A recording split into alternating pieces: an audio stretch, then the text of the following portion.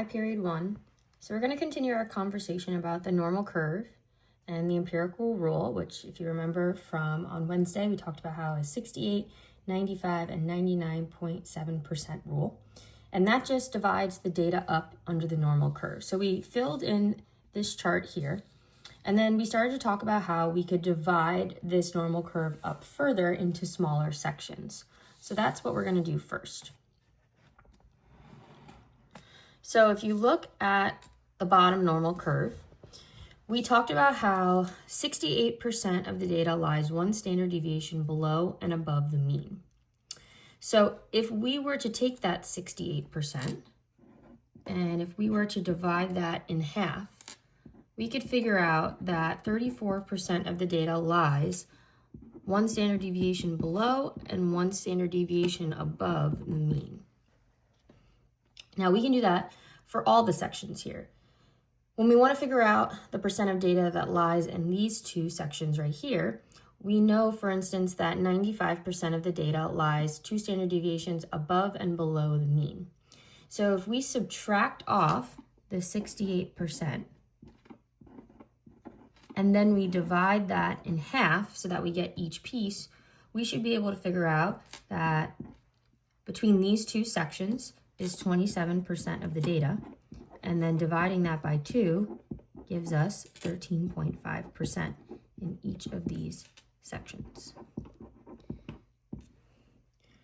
We can do that again if we were to do 99.7, which is 3 standard deviations above and below the mean.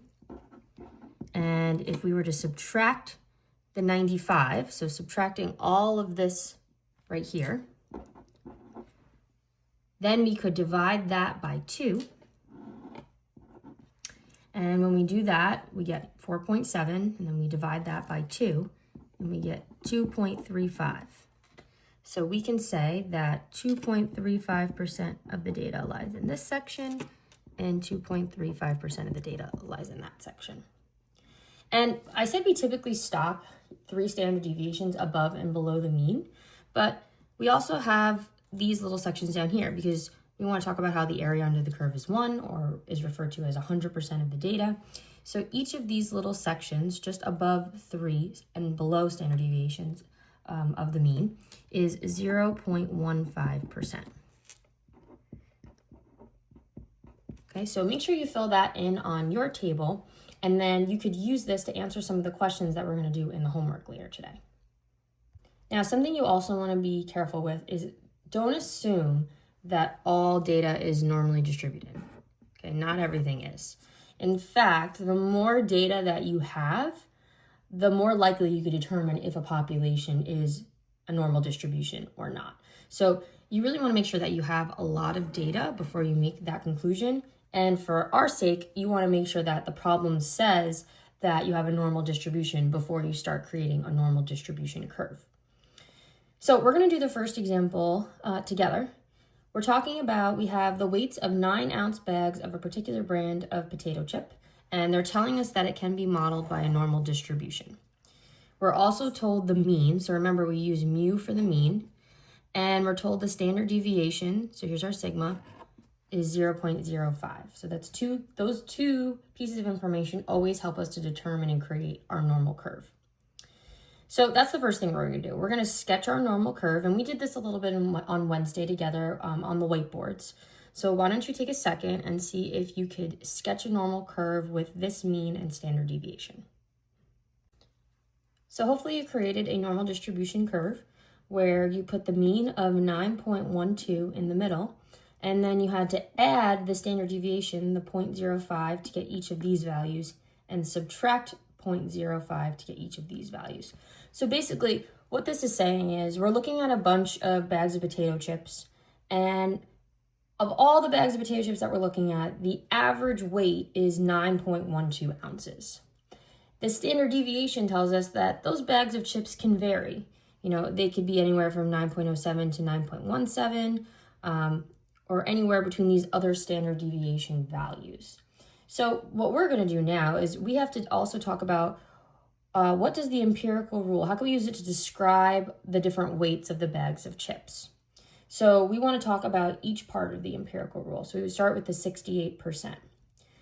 So we know the average weight of a bag of potato chips is 9.112, but what we can say is that 68% of the bags of chips weigh between 9.07 and 9.17 because that's one standard deviation from the mean. So we can say 68% of our data lies between these two values because not all bags of potato chips are going to weigh the same. There's going to be some variation, and that's what the standard deviation tells us. We could do the same thing for the 95 and the 99.7. So for instance, we can say we know 95% of these bags of potato chips must have a weight between 9.02 and 9.22. And lastly, 99.7%, so a majority of our data, lies between 8.97 and 9.27 ounces. So once we get to the three standard deviations, we're saying most of the chips weigh between these two values. Okay, so that is the basis of a normal distribution curve and using the empirical rule. So what I'd like you to do is I want you to pause the video and see if you could do the second example on your own. And then when you're ready, come back to the video and I'm going to just walk us through the solutions. Okay, so hopefully this is what your normal curve looks like. And I just want to point out, notice that on both examples, I am putting a label on the x-axis so that we know what these values on the x-axis actually represent. So this one is for ounces, and then this one's talking about iPhone battery life in hours. So we know the average life of an iPhone is 12 hours, and that can vary in either direction by 1.75 hours. That's very applicable, as if you have an iPhone, the longer you have it, the worse the battery does get. So that's where these values come into play. So after you fill in your normal curve, you had to answer two questions. The first one said, what percent of iPhone batteries last between 8.5 and 15.5 hours? Well, if we look at our curve, that would be everywhere in here. So two standard deviations above and below the mean. So we could say that that is 95% of iPhones. This one's a little different. So this one is saying what percent of iPhone batteries last less than 10.25 hours. So if 10.25 is one standard deviation below the mean, we're looking at everything to the left of that value we want to shade in. So that's where knowing those values that we filled in on the previous page are important. If I had my 10.25, that would fall right here. So I want to have all the percentages to the left. So the 0.15, the 2.35, and the 13.5. So that is going to combine to 16%. So we could say 16% of iPhones last less than 10.25 hours.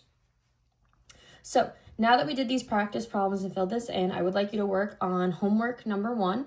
The answer key will be posted later today. So if you have any questions, just make sure that you reach out, and I hope you have a good weekend.